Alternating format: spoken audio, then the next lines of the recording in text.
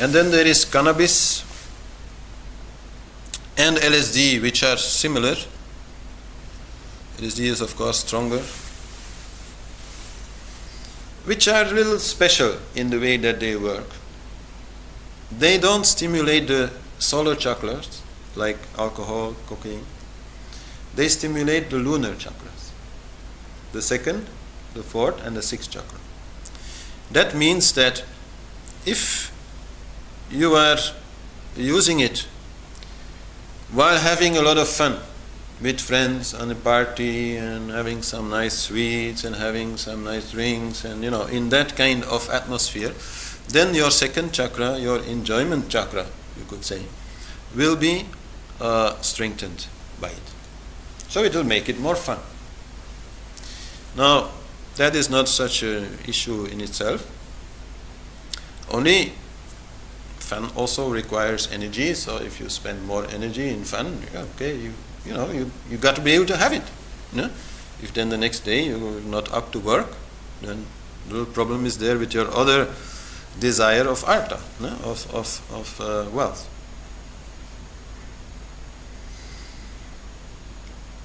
Actually, when then it comes to more spiritual uses of cannabis, which are also there and very much there in India, it's like the most common weed in the north of India.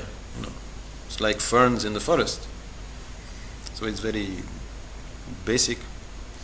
So a more spiritual use of it is in bhakti, devotion, singing, and other devotional practices, where the energy can be brought up to the heart chakra. So in that way you will find, for example, on Shivratri, on the feast, the annual feast for Shiva, that most Hindus, including old grandmothers and anybody adult, not children of course, are taking bhang, some drink made of cannabis, and then all night they are singing in the temple for Shiva. And they are completely gone into this feeling of love for the divine. So this is a use which is there. And there is also a use in meditation. So then it brings it to sixth chakra. Actually what cannabis does is it strengthens mind. So if you go in a second chakra enjoyment, then whatever ice cream you eat is going to taste more great. Right? Whatever thought you are having about UFOs or something is going to feel more fantastic. That's what's going to happen. If you bring it on fourth chakra, whatever feeling of love you have will also be strengthened by your mind. Then on a sixth chakra, the reason why there it can be helpful is because when mind becomes more strong, it is also more recognizable as being separate from you. In meditation, this is one of the basic problems, that you are thinking and you think that you are thinking, which is actually not true.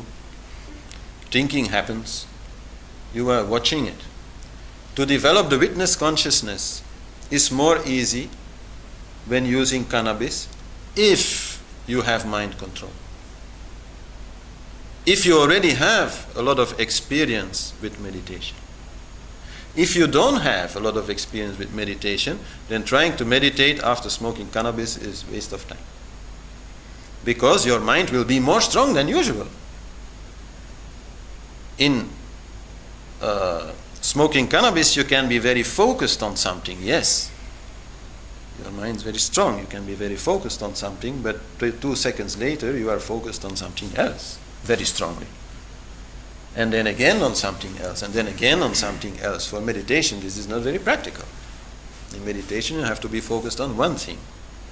So, when you then see sadhus in India smoking big shillons, with marijuana, then okay, yes, this is an example, but First you have to learn how to meditate before you can actually use that power. And then when you know how to meditate, when you already have this experience and confidence, it's so much about confidence also, the feeling, yes, I control mind, mind does not control me, then you can do it.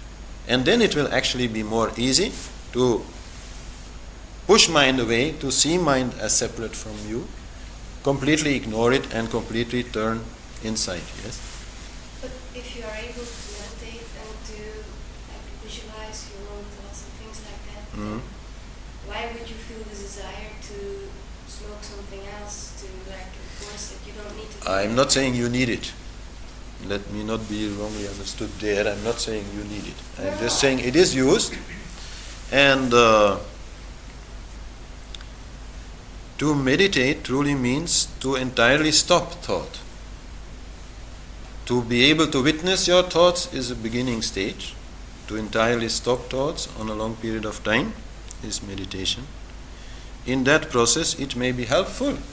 You do not need it. Yeah? Because the separation with mind becomes stronger. You're not going to hear me say cannabis is wrong. You're not going to hear me say cannabis is right. You're not even going to hear me say heroin is wrong or right. You're not going to hear me say anything like that. I'm just trying to explain the different levels that are there to this game and what you kind of have to know, what is possible and what should be avoided in terms of balance, imbalance and things like that. So I know a lot of people who are into yoga. At some point they go to India. There they find all these sadhus and they are happily smoking cannabis, and then they feel, oh, that's also what I have to do. And then maybe 10 years they will be smoking cannabis and thinking that they're having very spiritual experiences, where actually they still have not learned to control mind. So that's what I want to avoid. So right, but I think we should move on because we still haven't talked about sex, and which is also a very important and rather complicated subject. Especially since there the idea that something sinful is there or something is very strong. Obviously there, I guess my opinion on it is quite clear. I mean, of all sensations that we can have, is probably one of the strongest sensations, physical sensations. So it's obviously that we like it, we want it. It's even obvious to say that in certain balance that it is also quite healthy. That's a feeling of being alive and all these things. The main issue that is there, the main balance that must be found, has to do with energy. Yoga at some point is about energy. And so there may come a time when you need to choose to guard your energy, to store your energy and keep it there only for your yoga. In deep meditation, breath stops. It first slows down very much, and when the meditation really gets very deep, then breath stops. And the reason why the person doesn't die is because there is a storage of energy inside, and anyhow, because there's no activity, very little energy is needed to maintain the system, so that energy can be used, which is stored in the body, for staying alive while going into real deep meditation. This storage of energy is called ojas. Ojas also is important in many other ways.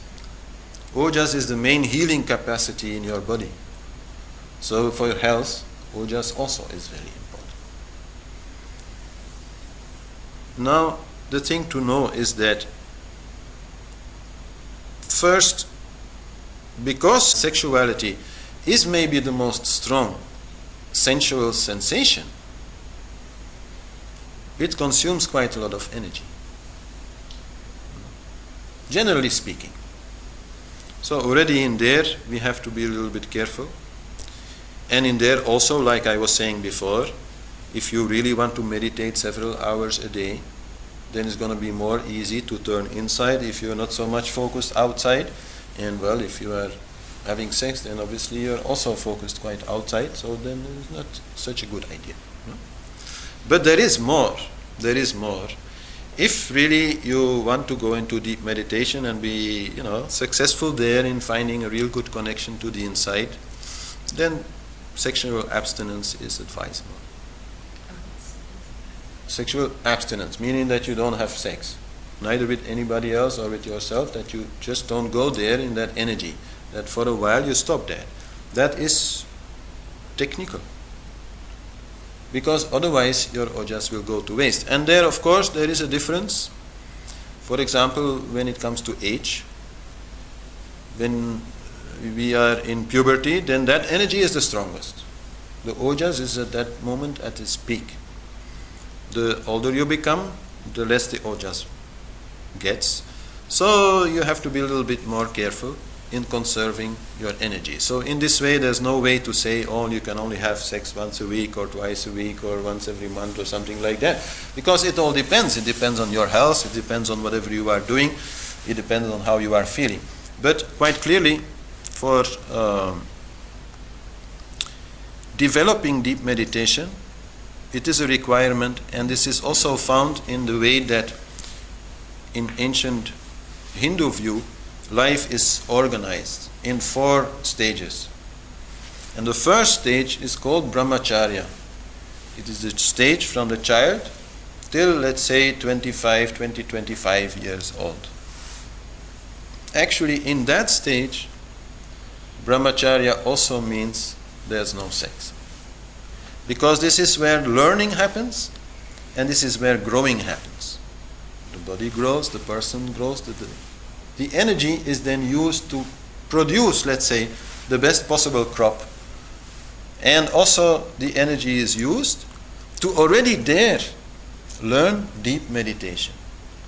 This is the ideal of Hindu society, that before you actually then go into the next phase and get married and have children and have sex and have fun and, play the lila and play the life, that you already have the connection to the inside, that you already know how to meditate. This is the objective. And so in the old schools, this was also taught. They were not only taught maths and languages and all these things. Meditation was part of what was being taught, and so the energy was conserved for that. And only then, in becoming an adult, you get married. Then in the third phase, which is the phase where you grow a little bit older and your children are starting to take over the business, this kind of typical ancient way of doing things, and where you are still in the background, then also there, it is still permitted, maybe a little less, just to keep health, right? And then only in the last phase, where then you may become a sadhu, you may withdraw from life, you may really want to focus only on deep meditation, then again it is advised to stay away from sexuality. So this is the ancient view. I'm not saying you have to do it like that, right? Anyhow, you didn't get the same start as they had, so it's a completely different situation. I'm just trying to explain how they think about it and what is the relationship there. Anyhow, if you are maybe, let's say, a little bit serious about your meditation, maybe a little bit getting older and not having so much ojas, but you still want to have sex, there are still things you can do. Fortunately, to have more ojas, you can, for example, do a lot of pranayama. Pranayama, especially where you are holding the breath and where you are slowly exhaling, is very ojas building. All the things that you do actually for your health, the balance in your food, the kapha, the pitta, the vayu, all these things that will help to maintain ojas in your body. So this is one aspect of it. Then, like we said before, if you want to go for enjoyment, you have to be a little bit conscious about quality. This is certainly also true in sexuality, and definitely also if sexuality is part of a partnership and is supporting this partnership and is thus supposed to be able to last a long time. It's a very different story if you just meet somebody and You sleep with that person, and it's a very different thing.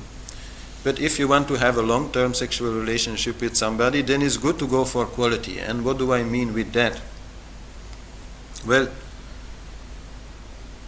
basically, sex and sensuality starts on second chakra level. Where are the senses?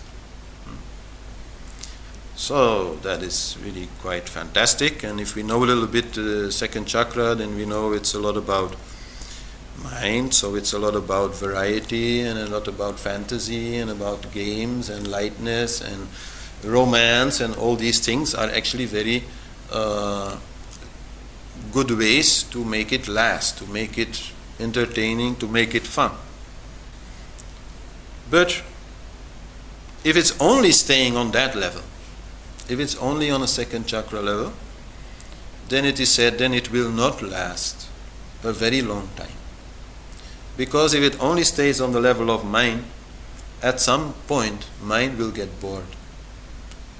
I mean, you can try all the different postures of the Kama Sutra, you can try many different things, but if it's just that, then after a while mind gets bored, and then it is said, then the search for another partner will start. So for a long-term relationship, this is not such a good idea to only keep it on that, let's say, playful level. The main thing to do is to also bring it on the heart level, heart chakra level, which is the difference between having sex and making love. If also the heart chakra is involved, then this becomes a union. This becomes not only a physical union, but also a mental, emotional union, and a way of saying I love you without becoming boring, or in a way that is beyond words, that is in touch and in feeling and in giving, and which is much more real than whatever you can say. So this is very supportive to any love relationship. It can actually be also a great opener of the heart chakra. Opening of the heart chakra is not so easy. It requires a strong emotion. But there it can happen. And there a person really can open up and really, let the heart energy flow. So in that way there's a lot of nice things to do there. Third chakra, the chakra of who am I in the sense of, like public image or character, also plays a role there. But there traditionally it is said that this role should not become too much. It cannot be avoided. The ego cannot be avoided. But the ego already gets a lot of satisfaction just from being like that with somebody else. It's a very intimate thing. So the fact that the other person wants to do that with you and you want to do that with the other person is already very satisfying for the ego. She chose me, he chose me. But very often if people are not able to connect on the level of the heart in sexuality, and when they get a little bored with sexuality purely on the level of the second chakra, on the level of games, let's say, play, then third chakra becomes more important. And actually nothing wrong in the sense that it can lead to some kind of role play, which one or both involved finds stimulating or nice. This is all not a big deal. But it can also move a little bit beyond that, where really some kind of domination over the other person is sought, where the ego wants more and more and more, and where sexuality is becoming something else. And definitely very much moving away from the heart. It's not so easy to be very much in the ego at the same time as being very much in the heart. It's not so easy. So that should be a little bit understood. And then of course there is Also the ability to move into even higher chakras, 5th, 6th chakra, to work with energy channels. But definitely there is a way to go there in what is then called Tantric sex, where you can learn about energy channels, where you can learn about pressure points, where you can learn to make it even more into a spiritual experience, which is then what is the objective also of Tantric sex. The objective of Tantric sex is not sex. The objective of Tantric sex is samadhi, some kind of complete ecstasy, some kind of complete absorption in the divine, which is more rajasic, more active, you could say, than in yogic samadhi. So it's a little bit a different kind of samadhi, but still it is a very spiritual thing, and many different techniques are there, many different ways are there, but it's quite different actually from what here in the West is then seen as Tantric sex, or this is just a little fun. No? If you look at the way it is really done, then it's very complicated. Then actually you have to learn many things in body control, like the male especially has to learn to ejaculate and then again take in the sperm into the penis and bring it in the Muladhara chakra, and all kinds of weird stuff really that are going on there, and which I can just talk about because it's known, but is a different thing. So there actually in India anything goes, as long as you can make it spiritual. If you say, okay, I want to be very spiritual, but I can't stop thinking about food, then they'll say, okay, you become a great cook, and that is your spiritual path. So same way, if you say, well, I want to be, very spiritual, I want to advance there, but I can't stop thinking about sex, I can't drop it, then they say, okay, go in that direction, there also you will find God. God is everywhere. This is a very basic idea there in India. Because there the sex that you are having is not just with a partner. It is with a goddess or a god that you are having it, and it is this union that you seek. It is a very different thing.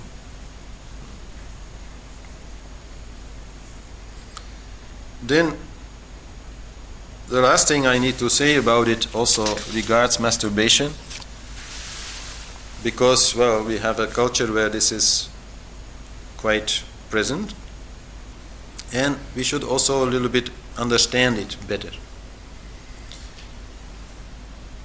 Basically, first of all, what my teacher used to say, if you have a partner, why not think about sex? But if you don't have a partner, why think about sex? It's a little bit about being in the now and being happy with whatever is there. Is like a basic yoga idea, which is useful to have here. I'm not saying masturbation is wrong. I'm just saying that to be too much involved with it is a little bit a strange idea, because it's also not so very rewarding. It's also a little bit, let's say, frustrating, because actually there is a desire behind it which is not satisfied.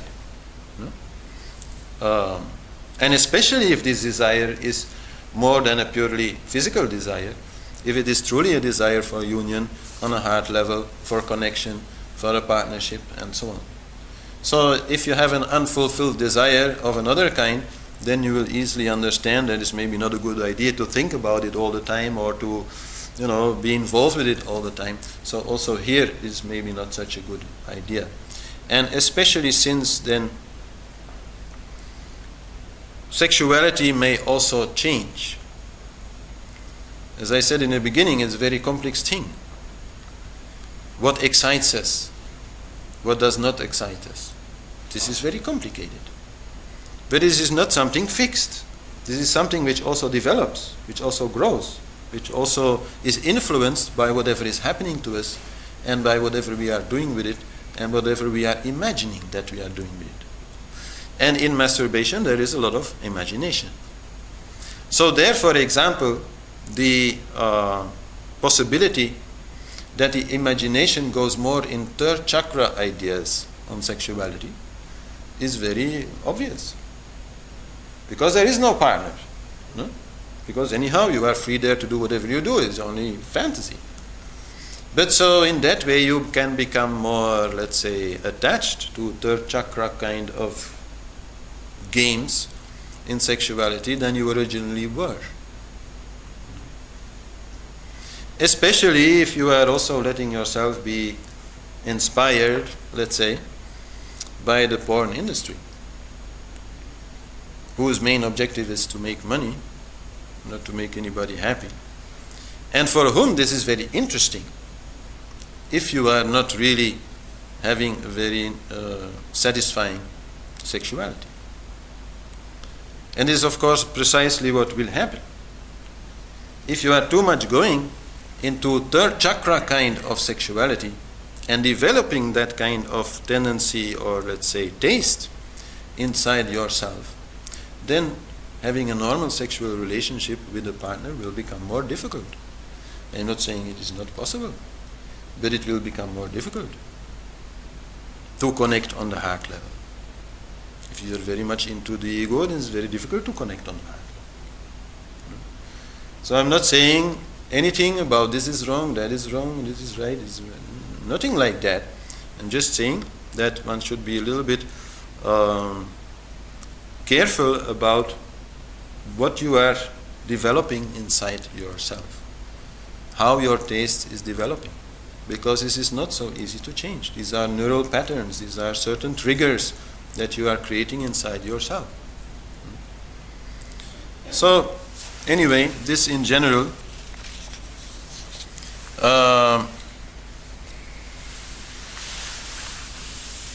obviously masturbation is a great way to get to know your sexuality, to develop your sexuality. I'm not saying anything like basically against it. I'm saying to just be a little bit careful where your fantasy is going and whether this is actually something which is making you feel good or which may be more frustrating than making you feel good. And it can become a real addiction. And well, this is the last thing I want to say today. Whenever you have an addiction to any kind of enjoyment, then there's only one thing you have to do: fasting. Never think that you have to say stop. Like if you are an alcoholic, then you may feel that you have to stop alcohol for the rest of your life. This is even something which is said very often to those people. It's just making things so much harder. You just have to be able to stop for a while. You know. And okay, in some severe cases of alcohol addiction or some other addictions, you may have to stop for a long time, sure, to be sure that you are free from it. But at some point you will be free from it. So any addiction can be dealt with by fasting. It is just a matter of will, of confidence being built up, of understanding that you are really the boss, that you can decide, and that you don't have to do or continue doing something which actually is no longer making you happy, because that's what an addiction does, of course. It makes you unhappy. Does that also include heroin addiction? Well, never say never. So in case of heroin addiction, probably better. Yeah, it's a very extreme case. But in general, with most addictions, it is like that. It is not a matter of saying it is bad. It's not a matter of saying I can never have it anymore. It is a matter of saying I'm addicted to it, so I have to leave it for a while, so that I am again free from it, and then I'll decide what I want to do with it. The addicts, can they really help themselves, or do they need to? Could you repeat the question? If they need help sometimes, well, obviously sometimes everybody needs help. Yeah, exactly, but if they're not determined, but they want to stop, but it doesn't. Well, if a real addict cannot be trusted. So there it may be necessary that a person is put in a situation where he has no more option, where there is nothing available, and that he himself accepts this as the only way to do it. Because an addiction can be very strong, and help very often is needed. Very often some help is needed. Best thing to do is to drop them somewhere on the North Pole or in some other environment where there's no alcohol or whatever it is they are craving, and where they are brought back to their primitive self, the one who needs to survive. So to put them in a survival situation is very, very good. Addiction is partly physical, and that makes it difficult. How to lessen it? But the biggest part is confidence. The loss of confidence, the giving up of control, that is the biggest part of it.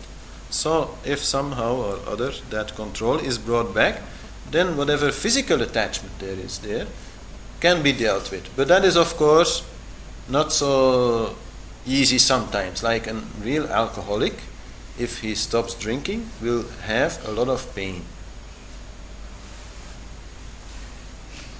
Will have a lot of pain in his body, because for a long time he has been taking a painkiller called alcohol, and now suddenly this painkiller is no more there, and he will really have a lot of pain and maybe need some other medication to deal with it. No? So the physical level is one level, but the main thing is confidence. Spiritual.